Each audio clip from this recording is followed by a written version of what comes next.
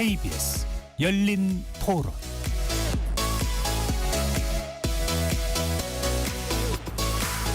안녕하십니까. KBS 열린 토론 배종찬입니다.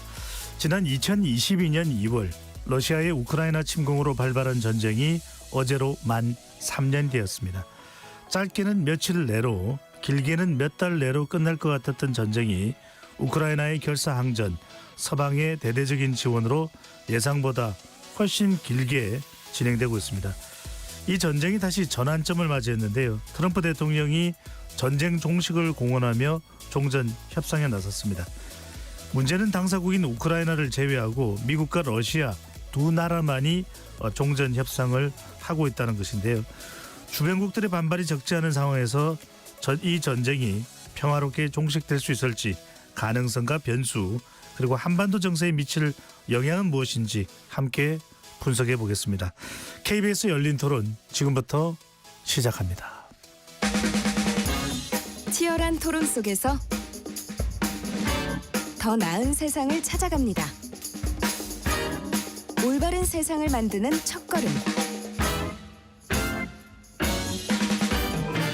평일 저녁 7시 20분 KBS 열린 토론. 오늘 열린 토론 함께해 주실 세 분의 전문가 소개합니다. 민정훈 국립외교원 교수 나오셨습니다. 네, 안녕하세요. 러시아 공사를 지내셨죠. 박종수 전 대통령 직속 북방경제협력위원장 자리해 주셨고요. 네, 안녕하십니까. 엄구호 한양대 러시아학과 교수 나오셨습니다. 안녕하십니까. KBS 열린 토론 문자로 참여하실 분은 샵 9730으로 의견 남겨주실 수 있고요. 단문 50원, 장문은 100원의 정보 이용료가 붙습니다. KBS 1라디오의 모든 프로그램은 유튜브에서도 함께할 수 있으니까요. 많이 들어와 주시고 구독 꾹 눌러주시고 좋아요도 많이 보내주시면 좋겠습니다. 러시아 우크라이나 전쟁 3년, 우리 국민들은 이 전쟁을 어떻게 지켜보고 있는지 먼저 시민분들의 의견 듣고 오겠습니다.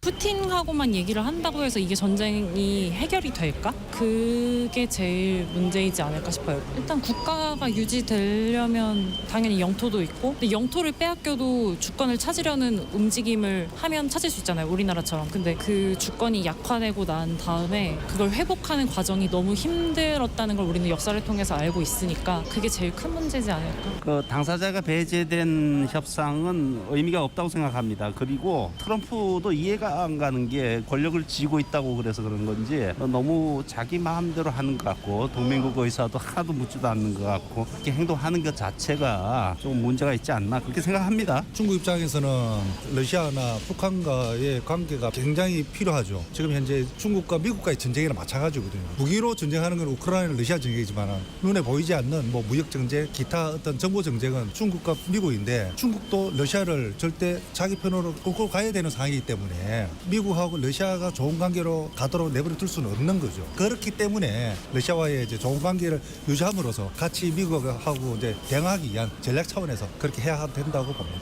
솔직히 힘 대 힘을 빼고 사람 대 사람으로 본다면 말이 안 되죠. 근데 우크라이나한테 힘이 없으니까 우크라이나 입장에선 진짜 안타까운데, 다 치명적이라 경제적으로는 지원받았다 하더라도 그게 말이 무상이거나 그렇지 사실상 빚이나 다름없고, 그다음 영토도 현상 유지가 된다 하더라도 문제인 게 전쟁터가 됐던 영토는 복구해야 하니까 옛날 영토라는 거 할 수가 없잖아요. 거기다가 명분 말고는 이미 러시아가 옆에 여전히 있으니까 압박도 받을 테고, 외교적으로도 심지어 인구도 확 줄었잖아요. 이거를 근데 바로잡을 방법이 없으니 그냥 씁쓸할 마음밖에 안 들죠. 진짜 히토리를 주고 영토도 뺏기고 진짜 나토를 가입하는 거를 허용할까? 그거 못 받으면은 시나리오는 별로 좋아 보이진 않거든요. 그 나라 입장에서는. 그리고 현실이면은 뭐 어째 방법이 없는 거 아니겠습니까? 재건이라도 제대로 할 수 있는 토대로 해가지고 있는 사람들이나 재건할 수 있게끔 되기를 바라는 정도가 아닐까 싶습니다.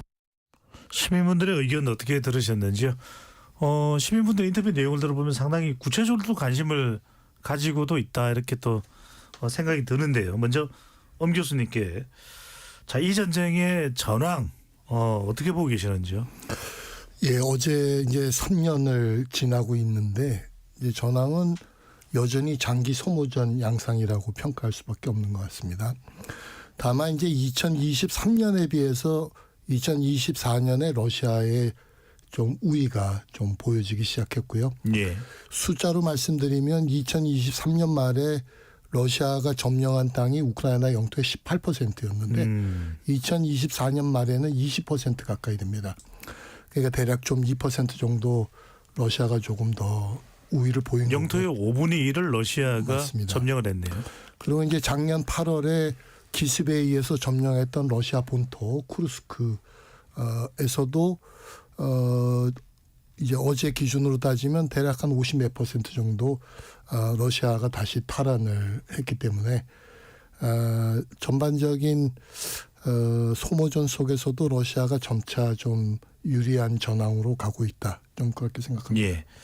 박 위원장님 어떻게 보십니까? 실제 러시아 경험도 있으시니까요. 방금 시청자들의 의견이 왜 당사국인 우크라이나를 배제하고 미국과 러시아가 협상을 하느냐라는 지적이 있는데 참 안타깝습니다. 그래서 한 국가의 지도자의 역할이 얼마나 중요한가는 우크라이나 대통령의 이 상황을 보면 이해할 것 같습니다. 사실 이 전쟁은 러시아가 질 수 없는 전쟁입니다. 다만 이제 우크라이나 같은 경우는 우크라이나의 어떤 단독이 아닌 미국을 비롯한 나토의 그 지원이 있었기 때문에 가능했던 거거든요. 네. 그래서 장기전으로 가도 언젠가는 우크라이나가 굴복을 할 수밖에 없는 이런 성격이죠. 이런 성격인데다가 플러스 미국과 러시아의 대리전이라는 성격이 오히려 강하고 거기에 또 사회주의권하고 자본주의권하고의 어떤 경제적인 대리전 역할도 하거든요. 이런 게 이제 복합되다 보니까 이 전쟁을 분석하는데 여러 가지 이제 어려움이 있습니다. 예. 그렇지만 결과론적으로는 미국과 러시아가 협상을 해서 해결을 해야지 가능한 그런 전쟁으로 봐야 될 것입니다. 예. 처음부터 우크라이나가 상당히 불리할 수밖에 없었다. 민 교수님, 그런데 지금 트럼프 대통령이 이 러우 전쟁의 이 원인을 책임을 우크라이나 쪽으로 돌리는 듯한 그런 또 행보를 보이고 있습니다. 우크라이나가 나토에 가입을 시도했기 때문에 전쟁이 벌어진 것 아니냐. 트럼프 대통령이 왜 이러는 걸까요? 그 트럼프 대통령 입장에서는 전쟁을 빨리 끝내고 싶은 거죠. 재선 캠페인 때도 불필요한 전쟁이 일어난 거고, 그래서 미국이 막대한 불필요한 비용을 소모하고 있는 거고, 다 바이든 책임이고 이렇게 했기 때문에 자기가 취임하면 24시간 내에 끝낸다고 천명을 했잖아요. 그런데 현실적으로 불가능하니까 6개월은 걸릴 것이다 얘기를 하고 있기 때문에 빨리 그 전쟁을 끝내고 이제 중국 견제라든지 이익을 좀 추구하고 싶은데 그렇게 하기 위해서는 미국의 본인이 생각했을 때 이익에 부합하는 방향으로 빠르게 끌고 가야 되고 그러면 이제 다른 선생님 말씀해 주신 것처럼 어쨌든 러시아 우크라이나 중에 전황을 유리하게 끌고 가는 러시아고 그리고 미국의 이익에 있어서도 러시아와의 관계를 개선하는 것이 경제뿐만 아니라 안보 전략적 측면에서도 중국 견제에 유리하기 때문에 그 측면에서 러시아에게 유리한 방향으로 전쟁을 끝내려고 하는 거죠. 그렇기 때문에 명분 자체도 이제 러시아 침공은 빼고 이제 그 전쟁을 빨리 끝내고 평화를 가져와야 된다. 이렇게 모호하게 얘기하면서 협상을 진행하고 있는 것이기 때문에 그럼에도 불구하고 예상보다는 빨라요. 그리고 굉장히 노골적으로 이제 진격을 하고 있기 때문에 뭐 저를 포함해서 모든 사람들이 놀라고 있다. 이렇게 말씀드려도 과언이 아닌 것 같아요. 박 위원장님, 이런 상황 우리가 참 예상치 못했는데 트럼프 대통령이 푸틴 러시아 대통령과 워낙 가까워서 이런 겁니까? 아니면 다른 속내가 있는 겁니까? 예, 그 부분을 우리가 좀 주목해 봐야 되는데 정치학자 라수엘이 그런 얘기를 했어요. 사적 동기의 공적 전이라고. 어떤 그 리더가 개인적으로 경험한 거 아니면 개인적인 어떤 관계가 은연중에 공적인 정책으로 이렇게 투영이 된다는 그런 지적을 했거든요. 근데 이번에 트럼프하고 젤렌스키, 트럼프와 푸틴 간의 관계가 꼭 그런 경우에 해당됩니다. 예. 예를 들어서 트럼프가 2019년 대통령 당시 때 바이든 차남의 문제를 가지고 이제 젤렌스키한테 어떤 정보를 얻으려고 통화를 했는데 그게 빌미가 돼서 탄핵까지 가게 됐잖아요. 거기에 대한 그 나름대로의 그 감정이 매우 격했던 거 아닌가. 그리고 이제 푸틴하고 관계는 제가 보니까 대선 과정에서부터 현재까지 푸틴을 부정적으로 얘기한 적이 한 번도 없어요. 예. 이게 어떻게 생각하면 한 그 지도자가 개인적으로 가지고 있는 이런 감정이나 경험이 공식적인 정책에도 그대로 반영이 된다고. 이번 케이스가 바로 그런 것 같습니다. 참 이건 앞으로 이제 트럼프 대통령의 대외 정책에서도 시사하는 바건데 엄 교수님. 그런데 지금 영국과 프랑스조차 속수무책인 모양입니다. 유엔 안보리에서 결의를 할 때도 러시아의 침략은 잘못됐다. 그래서 러시아 제재 이야기 기억나실 겁니다. 그런데 지금 24일입니다. 현지 시간인데 미국 현지 시간으로 24일 유엔에서 미국 주도로 제출한 결의안 이 내용이 러시아에 대한 책임 추궁 없이 신속한 전쟁 종결인데 영국과 프랑스가 반대를 할 법한데 기권을 했습니다. 이거 어떻게 해석을 해야 됩니까? 예, 그 말씀드리기 전에 이 트럼프 대외 전략의 기본 목표 중에 하나는 중국과의 경쟁에 집중하기 위해서 예. 가급적 러시아와의 갈등은 빨리 해결하고 나아가서는 러시아하고 중국과의 좀 거리를 띄워서 중국이 미국과의 경쟁에서 조금 힘을 쓰지 못하도록 하는 기본 방향을 갖고 있기 때문에 제 생각에는 이제 트럼프와 푸틴의 개인적인 그런 관계를 너무 그 트럼프 행보에 반영하는 거는 조금 해석이 틀릴 수도 있다는 생각이 있고요. 예. 지금 이제 유럽은 이제 이번 이제 그 종전 협상 주체에서 빠졌습니다. 일단은 그런 가운데 이제 유엔 총회에서는 이제 우크라이나가 전쟁 규탄 결의안을 냈고 그것은 이제 당연히 찬성이 됐고 근데 미국 주도로 안보리에 종결 촉구안을 낸 거거든요. 예. 근데 종결 촉구안에 이제 유럽 이사국 5개가 기권을 했습니다. 영국, 프랑스뿐만 아니라 덴마크, 그리스, 슬로베니아가 이제 기권을 했는데 그 이유가 뭐냐? 우선 이거는 전쟁 규탄에 대해서 물어본 게 아니고 빨리 전쟁을 종결시켜야 된다는 데에 대한 질문이기 때문에 우선 반대의 명분이 적고 또 하나는 이 문제를 가지고 불필요하게 미국과의 마찰을 심화시킬 필요가 없기 때문에 유럽의 불만도 표시하면서 또 명분도 유지하는 그런 차원에서 기권을 한 것 같습니다. 예. 엄 교수님 말씀은 반대할 명분도 뚜렷지 않았지만 미국 눈치를 봤다 이렇게 볼 수 있는데 민 교수님 이렇게 되면 지금 우리가 기존에 알고 있던 국제 문제의 해법, 갈등 지역이나 분쟁 지역 잘못된 신호가 갈 수도 있는 거 아니냐. 특히 한반도 남중국에 이 사안은 어떻게 보시는지요?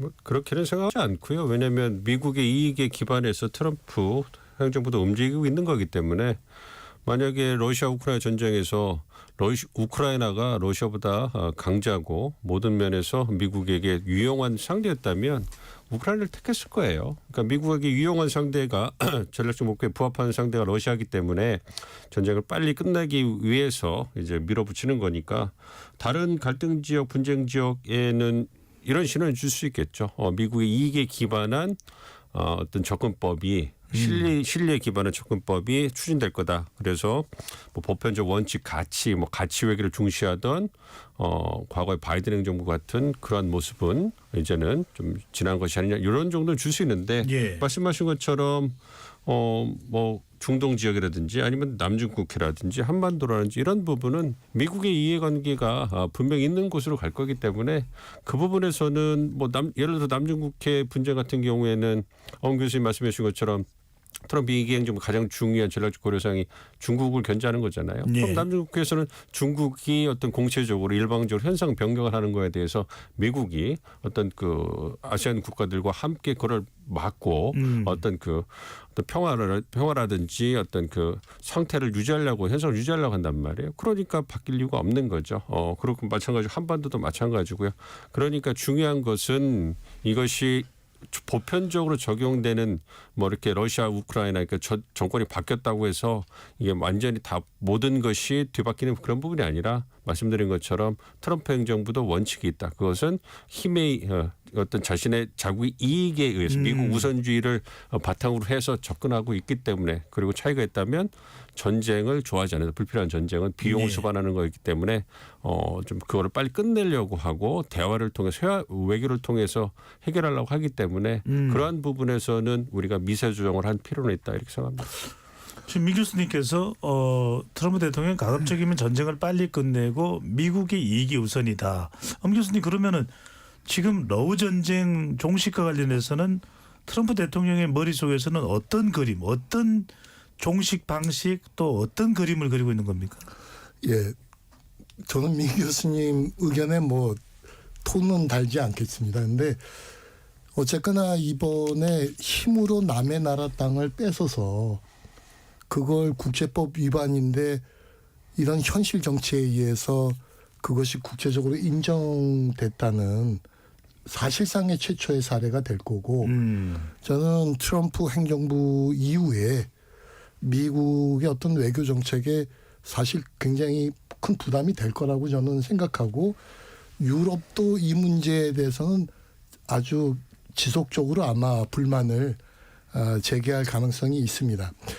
이제 트럼프는 정확하게 지금 종전을 이렇게 하겠다는 안을 공식한 건 아닙니다. 예. 이제 케이스 켈로그나 이제 주변의 여러 사람들의 이제 그 발언을 조금 종합해서 저희가 유추해서 해보는 건데 우선은 이제 우크라이나 나토 가입을 불허하겠다는 거고 또 하나는 러시아가 점령하고 있는 영토의 주권을 러시아에게 인정하겠다는 거고 또 하나의 문제는 이제 종전이 됐을 때 우크라이나의 안보 문제 해결을 유럽군 파견으로 해결을 하겠다는 그런 취지인 것 같습니다. 그러니까 이제 한마디로 얘기하면 이제 우크라이나의 추가 안보의 책임을 유럽에게 좀 떠넘기는 그런 생각인 것 같고요. 두어 가지 이제 문제가 되는 거는 미국이 이렇게 우크라이나 안전 보장에 대해서 그렇게 약간 무책임한 행동을 해도 될 것인가 하는 문제고요. 또 하나 문제는 이제 광물 자원 문제인데 지금 트럼프 대통령이 조금 약탈적인 그런 광물 협정을 예. 추구하고 있기 때문에 이런 좀 행동도 좀 문제가 될 소지가 있고 또 우크라이나 재건 비용에 대해서 미국이 실제로 얼마나 부담할지에 대한 지금 트럼프의 생각이 나와 있지 않습니다. 밝히지 않고 있습니다. 네. 또 제재 완화에 대해서도 또 이제 좀 완화하겠다는 의사는 밝혔는데 현실은 러시아가 지금 고통받고 있는 거는 미국 제재가 아닙니다. 유럽 제재로 고통을 받는 거거든요. 그 에너지 캡이나. 근데 지금 유럽은 제재를 풀 생각이 별로 없거든요. 그러니까 이제 여러 가지 면에서 트럼프의 종전안은 여전히 좀 불확실한 측면이 있다 그렇게 생각합니다. 예, 알겠습니다. 이 히토류 등 이런 광물 자원 관련된 부분이 이따가 다시 다루도록 자세히 다룰 겁니다. 박 위원장님 방금 전에 말씀하셨는데 유럽의 움직임이 궁금합니다.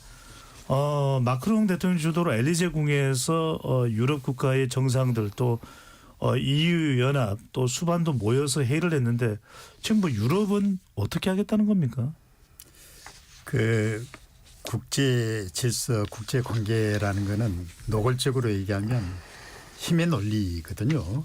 그거를 이제 고상한 이론으로 가치 외교니 뭐 도덕 외교니 이런 그 이론으로 이제 포장하는 경우가 있는데 그 동안에 이제 미국이 해왔던 대외 정책은 민주주의, 자유주의 질서, 가치라는 거를 전면에 넣으려고 거기에 이제 같이 연대하는 시기였는데 트럼프 대통령 같은 경우는 좀 기존의 그런 전통적인 지도자에 비하면 좀 특이하죠. 예. 훨씬 더 노골적으로 그런 그 속내를 드러냈다 그럴까요?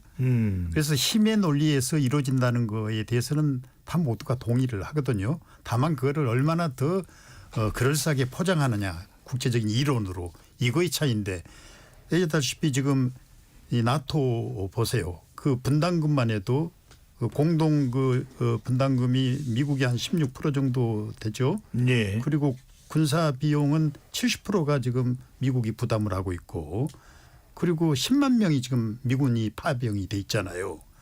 그렇다면 나토 자체가 이거는 미국이 좌지우지하고 있는 거나 마찬가지거든요. 이런 현실을 유럽이 과연 뭉개할 수 있겠느냐? 그건 아니라는 얘기예요. 그러니까 당장은 좀 뭐 부정적인 입장을 견제할지도 모르겠지만 유럽이 어차피 미국이 가는 대로 따라갈 수밖에 없는 이런 구도가 되지 않을까 생각이 됩니다. 네. 민 교수님, 그러면 뭐 유럽의 지금 프랑스의 마크롱 대통령, 또 영국의 스타머 총리, 지금 방금 전에 박 위원장님 말씀대로라면 미국 눈치 볼 수밖에 없는, 힘으로는 미국을 거스르기가 힘든데 무슨 카드가 있습니까? 일단 만나야죠. 만나서 최대한 유럽 동맹들이 원하는 바를 전하고 가능한 많이 반영될 수 있도록 설득을 해봐야 되겠죠. 그 효과에 대해서는 장담을 할 수 없지만, 근데 그 말씀해 주시면 어떤 카드를 던질 것이냐. 근데 그 마크롱 대통령이 트럼프 대통령을 만났잖아요. 그러고서 나온 얘기를 보면 이 전쟁 관련돼서 핵심 두 개란 말이에요. 저희가 아까 얘기했던 어떤 러시아의 책임이냐 우크라이나의 책임이냐, 이거는 예, 전쟁을 끝내기 위한 명분인 거니까 실질적인 걸로 들어오면 영토 분할 문제하고 그다음에 안전보장 문제란 말이에요. 우크라이나에. 근데 영토 분할 문제는 여기가 거의 없는 것 같아요. 그러니까 이것도 굉장히 우크라이나와 유럽 동맹들 간의 이해관계가 다른 걸 보여주는 거예요. 우크라이나는 3년을 싸워서 영토 다 뺏기고 안전보장도 못 받으면 우리 뭐 한 거냐 이렇게 불만이 있는데, 유럽 동맹들 입장에서는 우크라이나 영토를 뺏기는 거는 그건 어떻게 보면 안타깝지만 우크라이나의 일이고, 유럽 동맹들의 중요한 건 러시아의 서진이거든요. 그러니까 러시아가 이번에 우크라이나 전쟁이 끝나면서 어떤 불법 침공한 거에 대해서 어떠한 책임이나 어떤 제재를 받지 않으면, 그렇다면 또 다른 침공을 자행할 거 아니냐. 그럼 유럽의 안보는 어떻게 될 것이냐. 이 부분이거든요. 근데 트럼프 대통령이 미국은 유럽의 우크라이나 평화 유지를 위해서 군을 파견하지 않겠다 이런 얘기를 했기 때문에 유럽이 취할 수 있는 것은 유럽의 방위를 유럽이 더 맡으라고 하니까, 지금 얘기하는 유럽의 평화 유지군 배치 문제를 트럼프가 얘기했고, 그거에 대해서 처음에는 거부하다가 현실적으로 대안이었기 때문에 참여하겠다 이런 얘기를 하고 있거든요. 그래서 아마 제가 생각할 때는 프랑스나 영국 모두 평화 안심군이든 평화유지군이든 배치하는 문제에 대해서 보다 적극적으로 유럽에 나서겠다. 그리고 미국이 원하는 것만큼 이제 방위 분담금이라든지 GDP 대비 어떤 그 국방비를 더 늘리겠다, 이런 부분을 통해 가지고 트럼프의 국내 정치적인 면을 세워주고, 이것의 대가로 어쨌든 미국이 군을 파견하진 않더라도 후방 지원은 있어야 된다. 어떤 형태로든 어떤 그 우크라이나 안보 보장에 관여해 주는 게 필요하다. 그래서 지금 나오는 얘기가 뭐 정찰 드론이라든지 감시 시스템을 통해 가지고 정보 공유나 이런 부분을 해서 러시아를 견제할 수 있는 미국의 영향이 있다는 걸 보여줘야 된다. 이 정도 얘기가 나오고 있거든요. 그렇기 때문에 그런 걸 고려해 본다면 크게 카드는 없겠지만, 그럼에도 불구하고 말씀드린 어떤 그 러시아의 서진에 대비한 미국의 최단의 관여를 끌어내기 위해서 어떤 대안을 제시하면서 절충해 나가려고 하지 않을까 생각하고 있습니다. 엄 교수님, 이 부분이 상당히 중요합니다. 바이든 시절에는 한국과 일본, 심지어는 호주까지도 뉴질랜드까지도인가요? 나토 정상회의에 참석을 할 정도로 북대서양 조약기구의 비중이 높았습니다. 트럼프 시대에 접어들면서 이 상황, 이른바 2차 대전 이후에 끈끈했던 유럽 국가들과 EU와 미국의 균열의 시작, 이렇게 봐도 됩니까? 그럴 게 가능성의 징조는 많이 있는 것 같습니다. 다만 이제 전제는 유럽국들의 공식적 입장은 다 비슷하지만 세부적인 데 대한 의견은 유럽 국가들 사이에도 이견이 많거든요.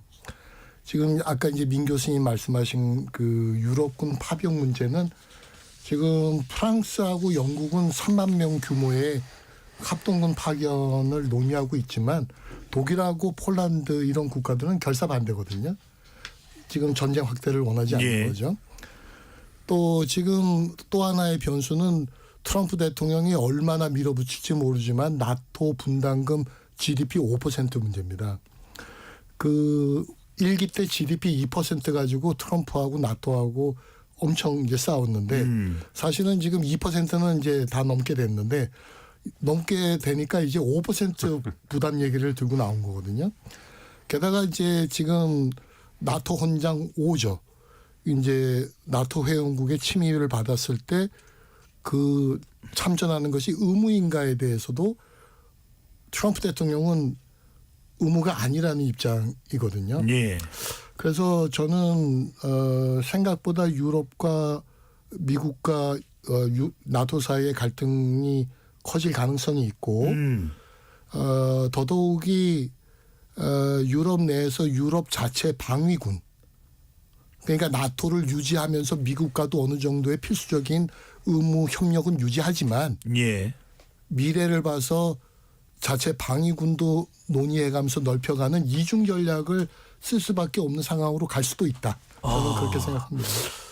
EU 군이 만들어질 수도 있다. 이거 아주 주목되는 포인트를 말씀해 주셨는데 자, 또 하나 국가가 주목되는 것이 박 위원장님 중국입니다.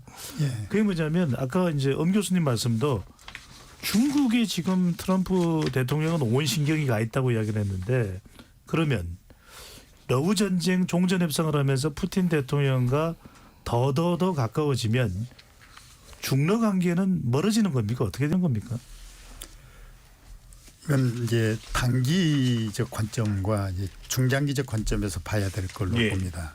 저는 그 단기적 관점에서 본다면 중러 관계가 미러 관계로 인해서 그렇게 쉽게 바뀌지는 않을 거라고 보는 이유가 피근한 예로 2021년 6월 그 미국과 러시아가 제네바 정상회담을 개최했거든요. 예. 그때 미러 정상회담을 개최했던 배경이 소위 역신저 이론을 적용을 한 거죠. 중국을 견제하기 위해서 러시아를 끌어들이는 미국의 전략이 이 시작이었다고 보거든요. 예. 그런데 바이든이 푸틴 정도는 얼마든지 품 안에 넣을 걸로 생각을 했었는데 막상 해보니까 아니거든요. 오히려 상당한 팽팽한 신경전이 벌어졌고 기자들이 질문하니까 화를 바락 내면서 바이든이 나왔다 그러거든요. 근데 지금 상황이 이제 러시아를 이용해서 중국을 견제하는 그런 논리인데 단기간은 저는 쉽지 않다고 봅니다. 왜냐하면 지금 러시아하고 중국하고 관계가 교역 구매만 해도 지금 뭐 연간 작년 무역 규모가 2,400억 정도거든요. 예. 엄청나죠. 이런 그 서로 의존 관계가 긴밀하고 경제뿐만 아니라 또 공통적으로 미국에 대한 그 탈달러와 그리고 단일 패권에 대한 견제 이게 지금 시진핑과 푸틴의 공동 목표거든요. 이런 그 현실적인 목표가 공동 목표가 있는 한 쉽게 중국과 러시아가 이렇게 뭐 헤어지거나 또 관계가 떠들어지거나 이러지는 않을 걸로 봅니다. 다만 이제 아마 트럼프도 그 정도는 알고 있지 않겠느냐. 그렇지만 더 밀착되는 것을 막기 위해서 계속 러시아를 끌어들이는 그런 그 지렛대로는 계속 사용하겠죠. 네. 그렇지만 장기적으로 본다면 어차피 강국끼리는 서로가 경쟁을 하잖아요. 영원한 우방, 영원한 적이 없잖아요. 이번에 그 작년 5월 달에 푸틴이 집권하고 나서 해외 순방하는 걸 한번 보시면 대충 그림이 그려집니다. 인도 모디 총리가 가장 먼저 이제 모스크바를 방문했죠. 그 다음에 이제 그 이전에 이제 푸틴이 중국을 방문하고 네. 그 다음에 보면 우즈벡, 그 다음 북한, 그 다음 베트남, 그 다음 몽골 이 나라들이 중국을 다 포위하고 있는 러시아의 동맹국이나 다름없거든요. 이거는 뭐겠어요. 장기적으로 중국 포위 전략도 같이 쓴다는 얘기예요. 네, 이렇게 봐야 될 것 같습니다. 걸린 국가도 계속 가까운 이웃 나라를 말하는 거죠. 챙기고 있다고 볼 수 있는데 민 교수님 이 상황에서 이제 중국의 이 관계입니다. 미국과의 관계인데 많은 이 학자들이 궁금해하는 부분 중에 하나도 또 연구하는 부분도 미국이 이 미중 충돌 상황에서 계속 중국을 때리는 것이냐, 아니면 트럼프 대통령의 전략은 바이든 행정부와는 다르게 뭔가 협상을 시도할 것이냐, 이 점은 어떻게 보십니까? 트럼프 2기 행정부가 중국에 대해서는 굉장히 공세적으로 나올 거라고 대부분의 전문가들이 예상을 하고 있어요. 근데 이제 어쨌든 중국의 부상을 견제하는 게 트럼프에게 가장 중요한 고려 사항이고, 아무래도 무역이라든지 통상 부분에서 중국이 쫓아오는 게 가장 치열하니까 이 부분에서 트럼프 바이든 때는 이제 뭐 이렇게 좀 탈위험화 정도 해서 했는데, 아마 중요한 철강이나 의약품, 전자 이런 부분을 중심, 첨단 기술 중심으로 해서 탈동조 완전히 그 공급망을 재편하는 노력도 하고 있고요. 그거는 이제 첨단 기술 분야인 거고, 근데 무역 수지 적자를 줄이는 데 있어서는 중국이 가장 중요한 국가니까 이제 중국의 관세를 이용해서 때리면서 이제 그 무역 수지 적자를 줄이는 노력을 이제 밀당을 통해서 하겠죠. 그래서 네. 그 부분을 좀 분리해서 봐야 된다는 거고요. 어쨌든 트럼프 2기 행정부가 갖고 있는 중국에 대한 어떤 정책 기조는 굉장히 공세적인 겁니다. 그래서 중국과 협력을 할 수 없다라는 것을 1기 때 분명히 했기 때문에 2기 때도 분명히 더 강화될 거예요. 그래서 어떤 방법론에 있어서 중국과 밀당을 하면서 트럼프가 원하는 것을 얻어가겠지만, 궁극적으로는 그 바이든 때보다는 트럼프 2기 때 중국에 대한 미국의 입장은 더 굉장히 호전적이고, 그래서 그걸 통해서 완전한 상대적 우위를 확보할 거라고 예상이 되기 때문에, 이제 한 달 지났습니다. 트럼프 이경질 출범한 지 되게 오래된 것 같은 한 달 지났어요. 그렇기 때문에 남은 기간 동안에 두 개의 전쟁이 어느 정도 출구를 찾아가면 거의 모든 역량을 중국 견제에 쏟을 거기 때문에, 대외적 측면에서는 아마 그때부터는 미중 간에 치열한 어떤 그 마찰과 갈등이 일어나지 않을까 생각하고 있습니다. 네, 중국을 향한 공세는 1기 때보다 더 거세지지만 방법론상의 협상 시도는 전략적으로 있을 수도 있다, 이런 말씀 주셨는데, 자, 이번에는 중요한 이야기입니다. 우리하고도 관련이 있습니다. 엄 교수님 아까 말씀하신 그 미국이 광물협정에, 우크라이나와 광물협정에 나섰다. 말하자면 미국이 그동안 지원해줬던 50억 달러입니까?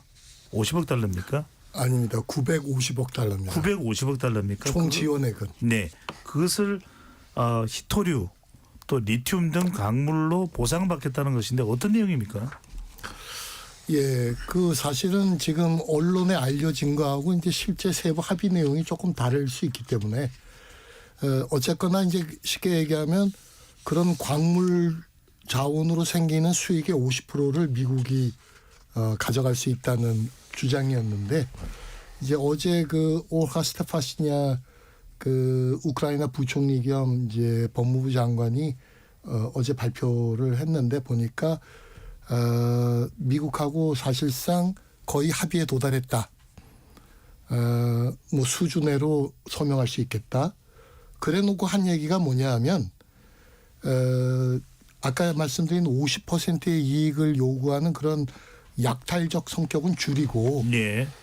생기는 이익으로 우크라이나에 재투자하는 재투자 확대는 늘림으로써 그 조금 그 협약 내용을 우크라이나에게도 조금 도움이 되는 방향으로 고쳤다 하는 발표가 있었습니다. 다만 이제 아직 그 서명이 되지 않았기 때문에 저희가 예. 그 협약 내용을 지금 뭐라고 딱 말할 수는 없고요. 저는 이 문제가 왜 중요하냐 하면, 지금 미국이 우크라이나에 대한 추가 안보 제공을, 이 협정을 보고 만약에 미국에 상당히 유리한 협정이 된다면 미국도 추가 안보 제공을 고려하겠다는 입장이기 때문에, 엄밀히 말하면 안보 보장해 줄게, 그 광물다오. 부담에다오, 그런 조금 약탈적 논리가 없는 것은 아닙니다. 엄 교수님, 궁금한 점이, 이렇게 광물을 달라는 것이 미국이 보상은 받아야겠는데 우크라이나가 현실적으로 돈은 없으니까 막대한 이 지하 자원, 이것으로 보상받겠다는 그 의미인가요? 그 지금 사실은 재건 사업에서 유럽도 제일 관심을 갖고 있는 거는 이런 광물 자원인 것 같습니다. 이제 EU에서 나온 얘기도 우리가 필요한 핵심 광물 30개인데 우크라이나가 27개 갖고 있는가 봐요. 예. 그러니까 지금 미국뿐만 아니라 유럽도 이런 이제 우크라이나 광물 개발에 굉장히 많고 지금 우크라이나 재건 비용이 정확히 얼마 들지 모르지만 월드뱅크 추산으로는 5천억 달러입니다. 대략적으로 드는 돈이. 우크라이나가 그 5천억 달러를 부담할 수 있는 능력이 없으니까 우크라이나도 지금 심지어 한국 정부에게도 한국이 재건 사업 참여해주면 광물 개발권을 주겠다는 입장이거든요. 그러니까 지금 현실적으로는 우크라이나가 재건하고 안보 보장을 확보하는 거의 유일한 수단이 아마 광물 자원 개발권을 주는 거 아닐까 좀 그런 생각이 듭니다. 이게 중요합니다. 왜냐하면은 중국도 히토류가 중요합니다만 이 우크라이나에 상당히 많이 매장돼 있는 히토류인데 박 위원장님, 근데 이게 지금 트럼프 대통령이 720조 원의 광물 협정을 미국이 주도하겠다고 했습니다. 그런데 당장 나오는 반응은 유럽 국가들도 우리도 투자했는데 우크라이나에 폴란드도 투자했는데 한국 우리도 투자를 했습니다. 이 미국이 주도하는 광물 협정이 정상적으로 미국 주도대로 갈 수 있는 겁니까? 네, 우선 그 희귀 광물 채굴권을 제한한 거는 젤렌스키가 승리 플랜에서 제안한 거거든요. 바이든 정부 때. 어떻게 생각하면 자승자박을 하는 결과도 됐는데 우리 광물 희귀 광물 많으니까 주겠다. 그래서 지원하라. 이거였거든요. 이거를 이제 트럼프 같은 이런 그 상업적 감각이 뛰어난 지도자가 바로 그걸 낚아챈 거죠. 근데 저는 앞으로 그 광물 채굴 관련해서 여러 가지 복잡한 그 절차상의 문제가 많을 거라고 보는 거예요. 우선 지금 현재 그 광물, 희귀 광물이 많이 매장되어 있는 지역이 거의 러시아가 점령 지역이 약 50%가 되거든요. 오늘 아침 러시아에서 나온 뉴스 보니까 리튬 같은 경우는 대표적으로 우크라이나에 4개의 광산이 있는데 2개가 지금 현재 러시아가 장악하고 있는 그 지역에 있는 거죠. 그리고 나머지도 지금 분쟁 지역 인근에 다 있고 그러니까 실질적으로 그리고 또 하나 우리가 눈여겨봐야 될 거는 구소련 당시 때 이 지하 자원의 이 분석이나 이거는 러시아 중앙정부가 다 분석을 해놓은 거거든요. 네. 그러니까 실제 채굴을 하는 과정에서 얼마나 매장이 됐고 정확한 데이터는 현재 러시아가 가지고 있는 거예요. 그래서 이번에 또 푸틴이 어제 또 그 얘기를 했어요. 우리도 지금 그동안에 희귀 광물을 너무 소홀히 했는데 이제 본격적으로 개발해야 되겠다. 그중에 새로운 지역도 포함시킨다. 새로운 지역이 바로 현재 점령하는 우크라이나 지역이란 얘기죠. 그러니까 이게 이제 지금 앞으로 이 희귀 광물 이거에 대한 국제사회에 상당한 그런 이제 악유가 시작될 것 같는데 우크라이나도 마찬가지인 거예요. 젤렌스키하고 트럼프하고 합의를 했다고 해도 과연 그게 원만하게 진행이 되겠는지에는 두고 봐야 될 일이죠. 네. 민정훈 교수께 여쭤보겠습니다. 지금 젤렌스키 우크라이나 대통령이 임기도 사실상 지났습니다만 지금 본인의 대통령직을 나토 가입 이 조건에 그렇습니다. 북대서양 조약 기구에 우크라이나가 가입만 할 수 있다면 안전이 보장되니까 대통령직도 내려놓을 수 있다. 나토가 또는 미국이 이걸 받아들일 가능성 어느 정도나 됩니까? 제가 개인적으로 생각할 때는 0%로 생각을 하는데요. 젤렌스키야 뭐 어차피 임기가 끝난 사람이고 전쟁이 진행되고 있기 때문에 이제 대통령을 연기하고 있는 사람이기 때문에 뭐 그건 크게 영향은 못 미칠 거라 생각하고요. 나토 가입에 대해서 러시아의 반대가 극심하고 미국이나 유럽 동맹들도 그 부분이 갖고 올 파장이 크기 때문에 최소한 뭐 20년간은 유예시킨다는 거 아니에요. 그렇기 때문에 그 가능성은 없다고 생각을 하고 있고요. 어쨌든 젤렌스키 대통령 입장에서는 취할 수 있는 옵션이 많지 않습니다. 그러니까 광물협정 얘기도 했지만 처음에 50% 얘기 나오고 거부했지만 결국은 미국이 도와주지 않으면 우크라이나는 최소한도 얻을 수가 없기 때문에 결국은 따라갈 수밖에 없을 거고 어쨌든 두 분 다 말씀해 주신 것처럼 광물협정도 이건 거의 전 세계 유관국들은 다 참여하는 그러한 형태가 될 것 같아요.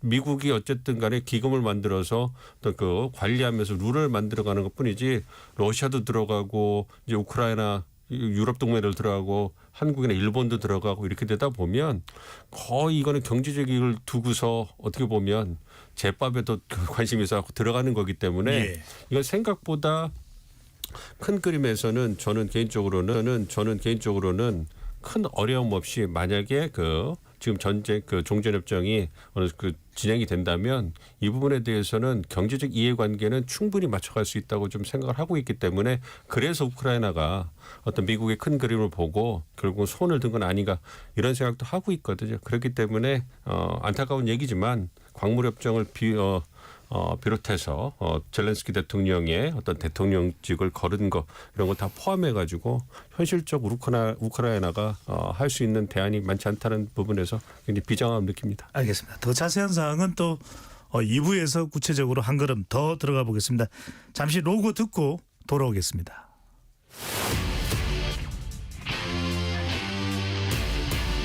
토론에 정답은 없습니다. 토론이 세상을 바꿀 수도 없습니다. 하지만 질문은 새로운 세상을 만들 수 있습니다. 질문으로 올바른 세상을 만드는 첫걸음 KBS 열린 토론.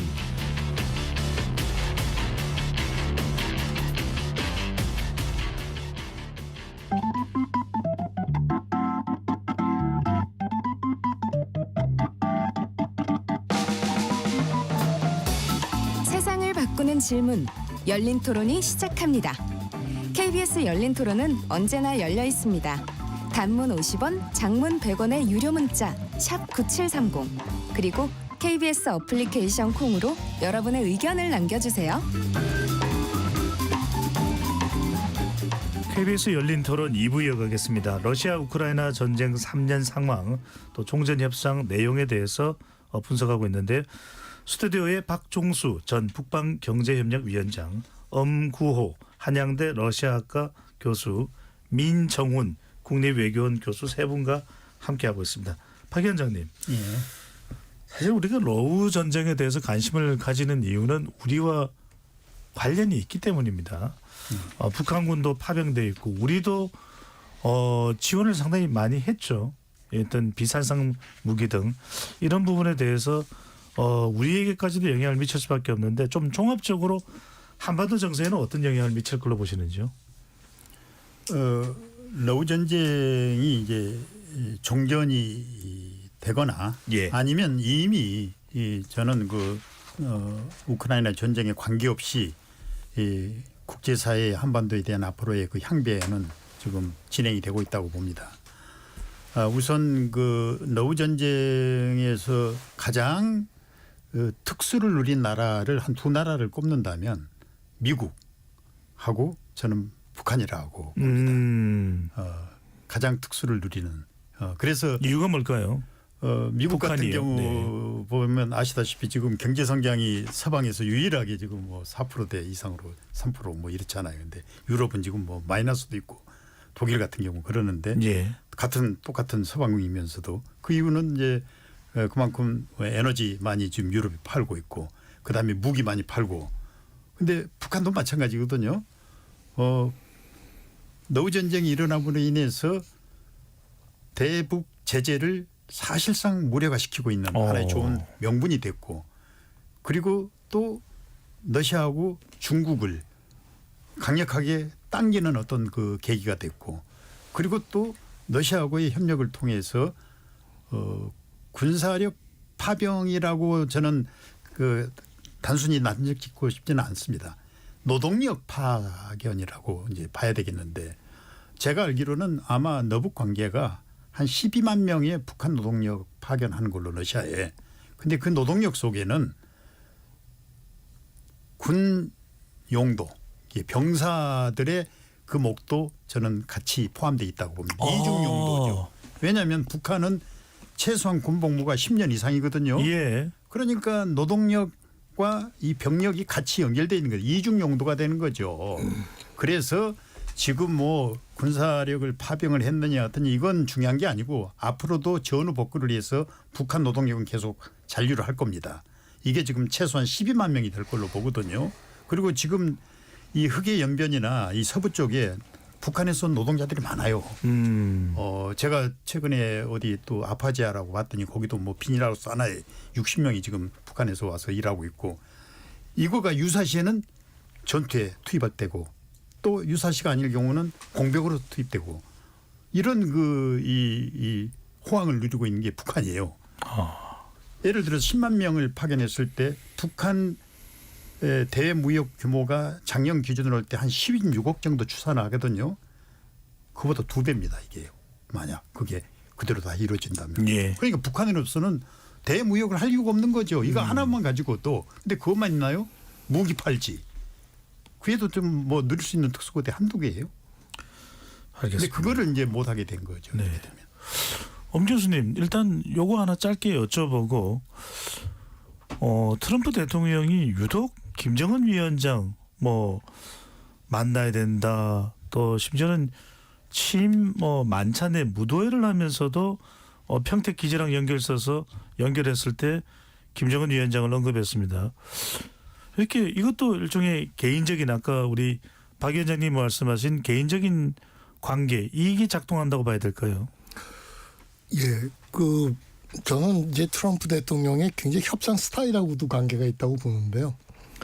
이제 트럼프 1기 때 김정은하고 3차례 정상회의 방식, 또 이번에 지금 푸틴과 지금 추진하고 있는 미러 협상, 이제 이런 방식이 이제 처음에는 이제 상대 지도자에 대한 호감을 표시하고 또 좋은 관계를 과시하고 또 그 사람이 주장하는 일부 주장을 수용해주고, 그리고 나서 정상회담을 성사시키고, 근데 이제 실제적으로 그러한 트럼프 방식의 그런 그 스타일이 성공 사례가 그렇게 많냐? 저는 아마 유일한 성공 사례가 그 중동 그 이스라엘 국가 인정에 관한 아브라함스 협정 외에 특별히 그렇게 성과는 저는 없었다고 생각합니다. 그러니까 이번에도 또 지금 이제 김정은 뭐 친한 뭐 친구다, 뭐 만나겠다, 이렇게 이제 하는 거는 역시 이제 트럼프 대통령이 지금 우크라이나 전쟁, 하마스 이란 전쟁, 또 이제 북핵 문제, 예. 이 3가지에 다 관련 국가가 러시아거든요. 그래서 저는 이번에 좀 러시아의 외교 정상화 관계를 좀 하면서 이 3 문제를 다 건드릴 가능성이 있다고 봅니다. 그 비근한 예가 지난번 사우디아라비아에서 이제 미로 국무장관 회의 열렸을 때 키스 켈로그 우크라이나 특사가 간 게 아니고 위트코프 중동 특사가 갔거든요. 그러니까 중동 특사가 왜 우크라이나 전쟁 종전 협상에 갔을까? 예. 그거는 지금 러시아가 갖고 있는 막강한 이란과의 관계, 시리아나 중동에 관한 영향력, 이런 거를 조금 친미 쪽으로 활용하기 위한 방식이라고 생각하고요. 김정은도 똑같은 선상에 있는 겁니다. 지금 우크라이나 전쟁에 가장 한반도에 미친 핵심 영향은 북한군 파병이잖아요. 예. 그러니까 지금 북핵 문제를 포함해서 이런 러시아하고 기왕에 협상할 때 북핵 문제까지, 또는 나아가서는 푸틴을 활용한 뭐 북핵 협상 가능성까지, 그렇게 좀 여러 가지 가능성을 본인의 협상 스타일로 지금 끌고 나가는 거 아닌가. 알겠습니다. 엄 교수님 말씀대로라면 박 위원장님, 자칫 북미 만남이 이루어진다면 우리가 북핵 협상 등 패싱 당하는 것 아니냐, 이런 걱정이 있었는데 그런 건 아니라고 봐도 되는 겁니까? 제가 가장 우려한 부분이 그겁니다. 저는 현재 상황이라면 패싱 당할 가능성이 매우 높다고 봅니다. 문재인 정부 때 사실은 우리 정부가 북한과 미국의 정상회담을 주선해 주셨잖아요. 예. 그럼에도 불구하고 패싱을 시켰잖아요. 그런데 지금 한국과 북한, 남북한 관계가 지금 적대적 관계로 이미 바뀌었잖아요. 최악의 상황이죠. 더군다나 지금 한러 관계도 최악입니다. 수교 이후 이렇게 최악인 상황이 없습니다. 이미 갈 때까지 간 거죠.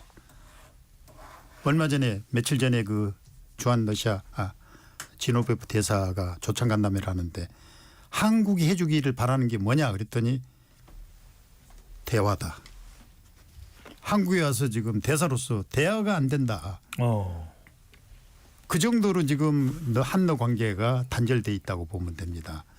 그러니까 지금 러시아가 도와주겠어요? 미국이 도와주겠어요? 북한이 도와주겠어요? 아마 어느 나라도 한국을 끼우고 싶지 않을 거예요. 끼겠다 해도 아마 거절당하기 십상일 거라고요. 예. 현재 상황이라면.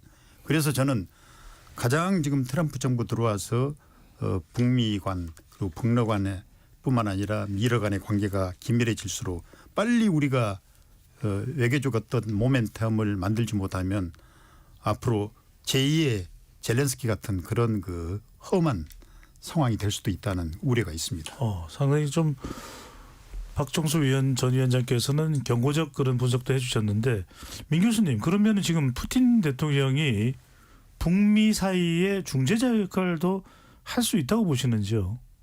가능성이 있죠. 지금 트럼프 대통령이 러시아 관계 개선을 굉장히 적극적으로 추진을 하고 있기 때문에 네. 만약에 이번 우크라이나 전쟁이 트럼프 대통령이 구상하는 대로 끝나게 된다면 러시아에게 많은 공간을 줄 거예요. 경제 제재도 좀 줄여들 수 있을 것이고 그리고 국제 관계에 있어서 뭔가 위상을 회복할 수 있는 공간이 마련될 수 있기 때문에 뭐 북러 간의 그 만남을 주선하는 거는 뭐 러시아의 어떤 그 추락한 위상, 국제 위상을 높이는데도 굉장히 좀 그 긍정적으로 작용할 수 있을 것이고 어쨌든 북한 입장에서도 러시아와의 군사적 협력을 통해 가지고 한동안 밀착 행보를 보였기 때문에 러시아 쪽에서 뭔가 공간을 만들어줘서 미국과의 그 만남의 그 기회를 제공해 준다면 그렇다면 북한 입장에서도 러시아한테 받을 걸 받으면서 미국과의 관계 개선도 추구할 수 있는 그러니까 대화를 한번 해볼 수 있는 그러한 명분이 만들어지는 거기 때문에 그런 측면에서는 뭐 의미가 있다고 생각을 합니다만 그럼에도 불구하고 러시아가 갖고 있는 상황상 트럼프가 만약에 김정은 위원장과 만나서 뭐 비핵화 협상을 뭘 하더라도 궁극적으로 트럼프는 우크라이나 전쟁에서 그랬던 것처럼 미국 돈을 쓰고 싶어 하지 않을 거예요.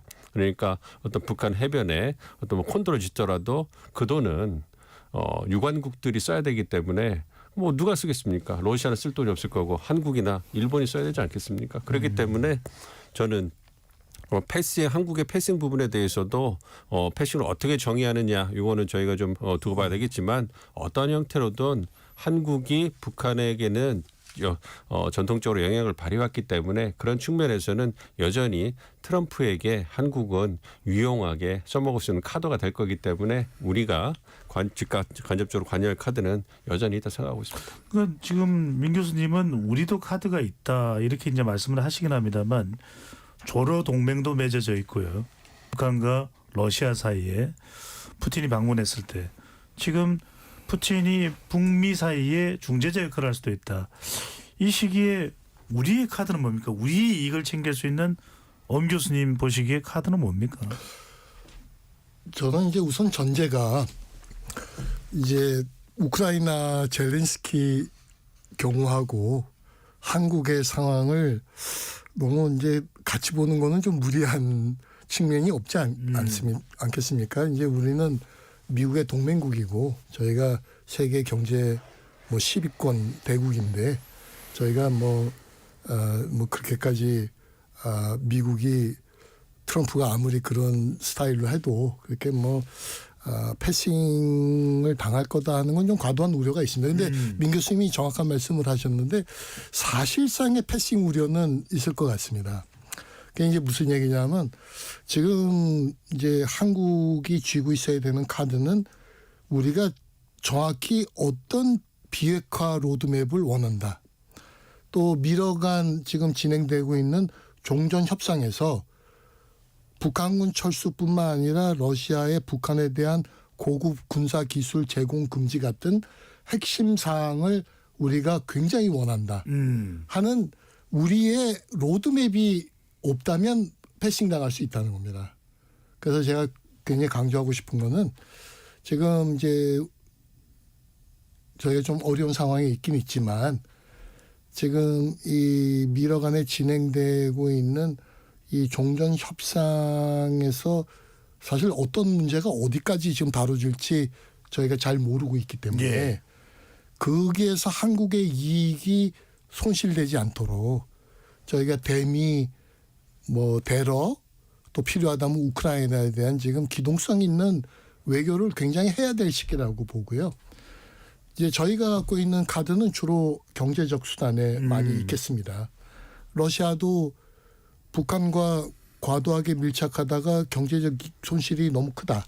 또 한국과의 경제적 이익이 크다 그러면 그 속도는 늦어질 수밖에 없는 거 아니겠습니까? 그러니까 분명한 로드맵 또 우리의 요구사항을 대외적으로 명확히 하는 거.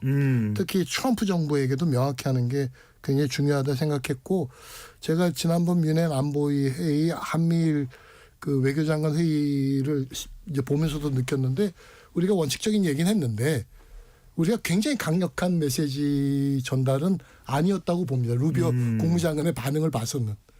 그래서 저희가 뭐 어떤 수단 도구 채널을 뭐 불문하고 전방위적으로 좀 노력해야 된다 그렇게 알겠습니다. 생각합니다. 박연진 바로 이 대목입니다. 예. 이 대목에서 중요한 변수가 바로 우크라이나 전쟁에 참여해서 포로가 된 북한군 병사들인데 상당히 신문에 대서특필 되기도 했습니다. 데려와야 됩니까? 어떻게 해야 됩니까?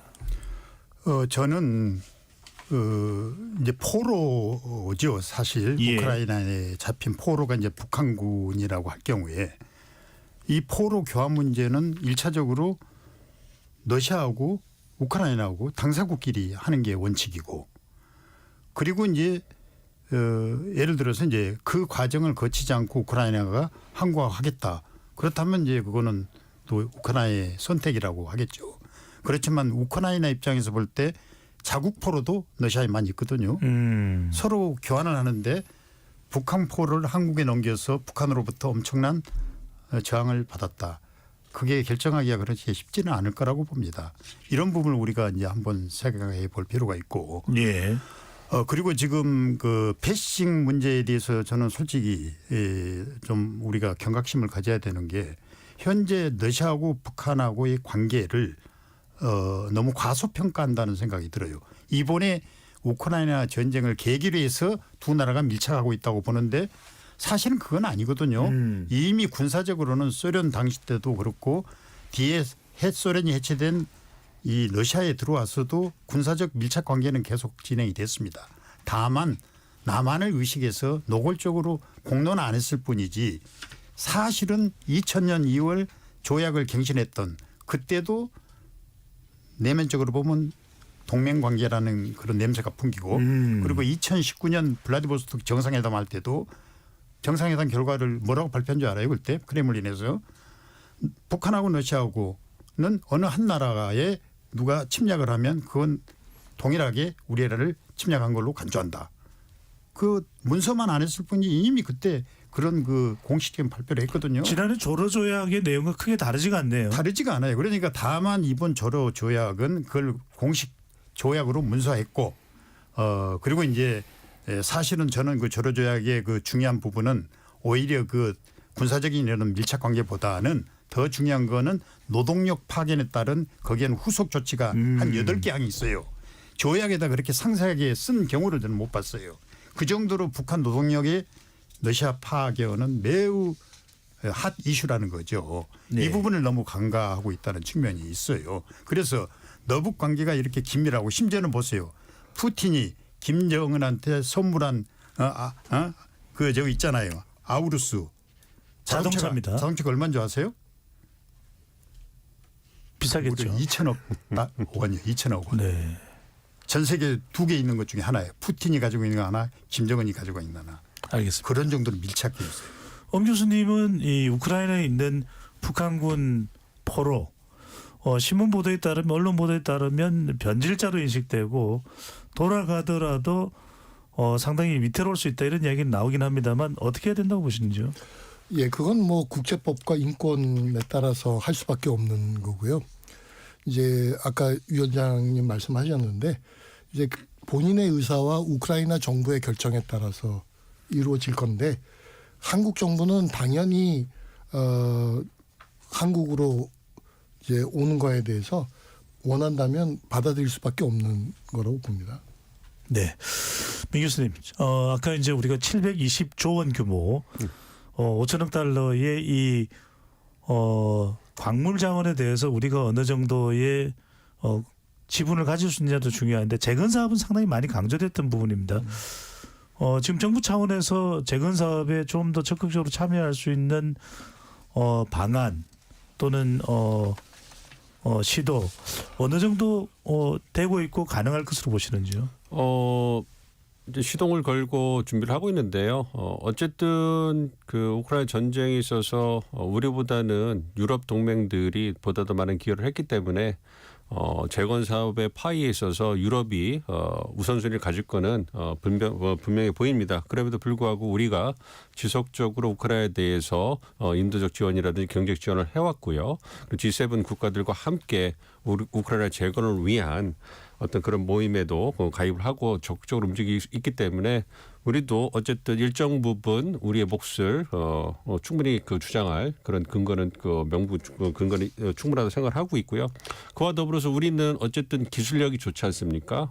그런 부분이 있기 때문에 아무래도 뭐 주택 부분이라든지 교통이라든지 인프라 부분에 있어가지고 상당한 재건이 필요할 거라 보기 때문에 그런 측면에서 한국이 갖고 있는 기술력, 노하우가 상당한 경쟁력이 있죠. 그렇기 때문에 이런 측면에서 우리가 또 다시 이제 미국과의 관계를 좀 돈독히 하면서 미국을 좀 이렇게 설득하고 압박도 하고요. 그리고 이제 주요 서방 국가들과 또 한국이 함께 참여를 해서 함께 프로젝트를 공동으로 하면서 뭔가 서로의 이익을 추구할 수 있는 방향으로 나가면서 우리가 가져올 몫을 가져오는 게 필요하다고 생각합니다. 네, 완전히 다른 차원에서 박 전 위원장께 질문드립니다. 예. 러시아 공사로 계셨으니까요. 지금 이 우크라이나 영토의 한 20%를 러시아가 점령했다. 예. 거기에 지금 이야기되고 있는 광물의 50% 정도가 매장돼 있다. 그러면 혹시 러시아가 주도하는 이 러시아 점령지에서의 재건 또 광물 개발 여기에 우리가 참여할 수 있을 기회가 있을까요? 사실 제가 한 달 전에 우크라이나 및 러시아 지역 재건에 참여하는 그 안을 한번 검토를 해서 한번 발표한 적이 있는데요.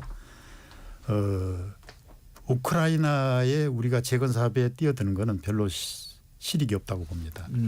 왜냐하면 일단은 이번 너우 전쟁에서 가장 많이 파괴된 지역이 현재 러시아가 점령한 돈바스 4개 주 여기가 어떤 그림 보면 색깔로 표시가 돼 있어요. 그런데 이 지역은 빨개요. 인근이 약간 노랗고 서부 쪽 대부분의 땅인 우크라이나의 서부 지역은 전혀 표시가 없어요. 물론 뭐 미사일로 공격받고 뭐 드론으로 공격받는 데 있지만 그렇게 피해를 안 받거든요. 집중적으로 복구해야 될 때가 바로 러시아가 점령한 지금 20%의 땅과 그 일대예요. 그리고 중요한 거는 우크라이나의 그 재건을 위해서 구체적인 플랜이 없어요. 그리고 재원 확보도 서방에서 지원하는 뭐 이런 지원에 의존하고 있고 심지어는 러시아의 재산을 해외 재산을 압류해서 그걸 쓰겠다는데 제가 보기에는 이제 그건 물 건너갔다고 봐요. 트럼프 정부 와서 쉽지가 않아요. 그런데 러시아는 재원이 확보가 됐고 그리고 이미 2022년 후반부터 재건 사업에 들어갔어요. 들어갔는데 그걸 어떤 식으로 하냐면 연방 예산을 책정하고 또 그 주 예산을 책정하고 그리고 부족한 거는 나머지 89개 연방하고의 주정부 있잖아요. 거기하고 자매 결연을 맺어요. 한 40개씩.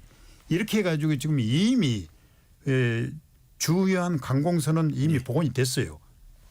그러니까 지금 우리가 들어갈 때는 바로 러시아 쪽이에요. 그래서 알겠습니다. 트럼프하고 관계가 좋아지면 가능성이 있다고 봅니다. 노려볼 수도 있다. 예. 그래서 궁금해서 여쭤봤습니다. 자, 시간이 없어서 이제 한 50초씩 들으실 수 있는데 마지막으로 우리가 이 러우 전쟁 종전 협상 이 과정 광물도 다뤄지고 여기서 우리가 가장 유념해야 되는 거 뭐가 될지 한 말씀씩 듣고 마무리를 하겠습니다. 먼저 엄 교수님부터요.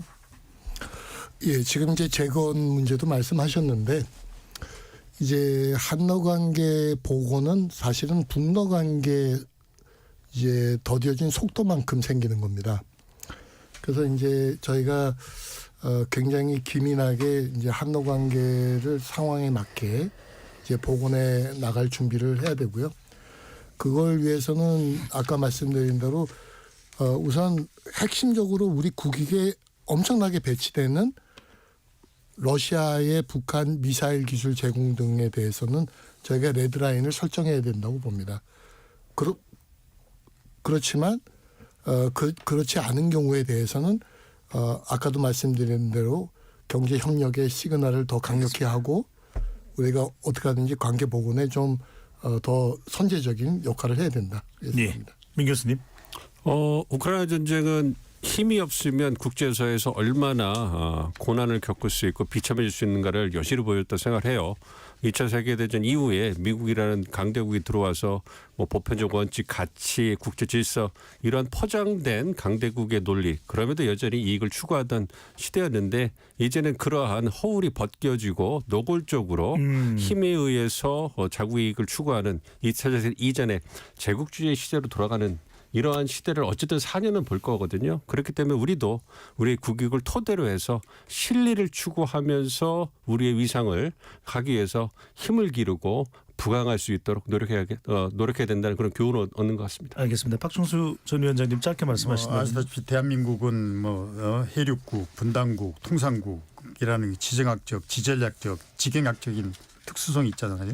그러니까 우리야말로 과거의 친구도 좋지만 새로운 친구, 미국하고의 동맹관계를 유지하면서 중러의 새로운 친구하고도 친하게 지내는 게 그게 바로 이제 우리가 해야 될 앞으로의 외교 지향점이라고 봅니다. 네.